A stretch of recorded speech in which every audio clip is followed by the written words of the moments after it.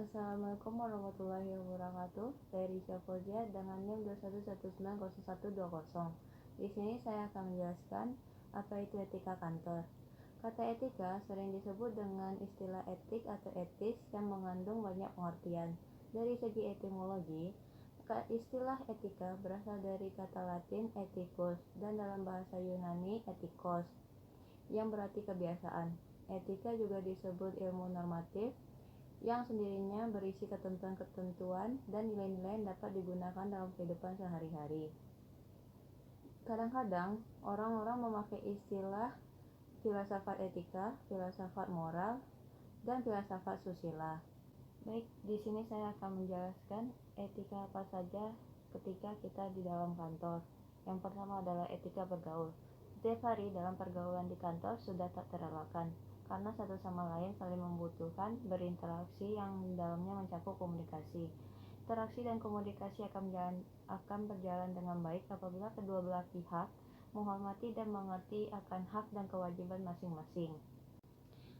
Berikut cara memahami etika pergaulan di dalam kantor. Yang pertama, kita harus bersikap sopan, santun, dan ramah. Yang kedua, penuh perhatian terhadap orang lain atau empati.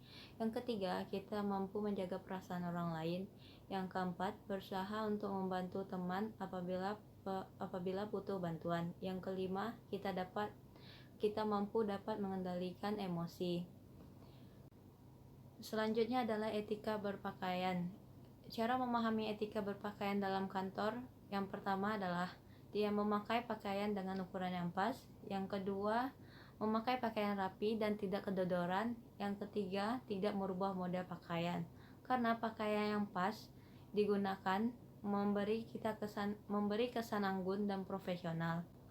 Selanjutnya, etika berbicara. Dalam berbicara, gunakan bahasa dengan ucapan yang jelas dan gampang dimengerti.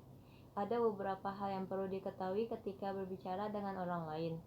Yang pertama, pada saat berbicara, harus menatap lawan bicara.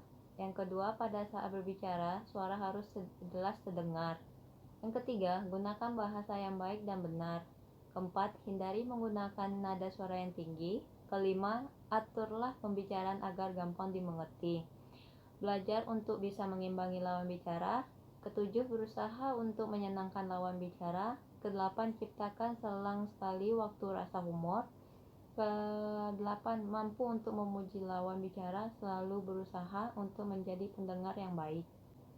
Sedangkan hal-hal yang harus dihindari ketika berbicara dengan teman kerja. Jangan membicarakan kejelekan orang lain atau teman kerja. Pada saat berbicara, hindari pembicaraan hal yang sensitif. Yang ketiga, jangan memotong pembicaraan orang lain. Keempat, jangan memonopoli pembicaraan.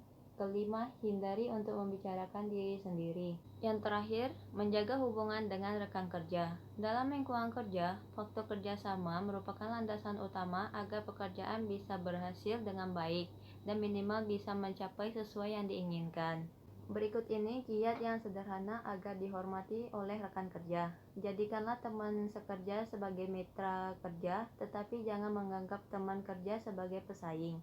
Tumbuhkan rasa saling membantu satu sama lain. Ingatkan teman sekerja ketika ada sedikit menyimpang. Jaga agar tidak terjadi konflik yang berkepanjangan. Biasakan untuk berdiskusi yang bermanfaat. Jangan menjelek-jelekan atau menjatuhkan teman kerja di hadapan atasan.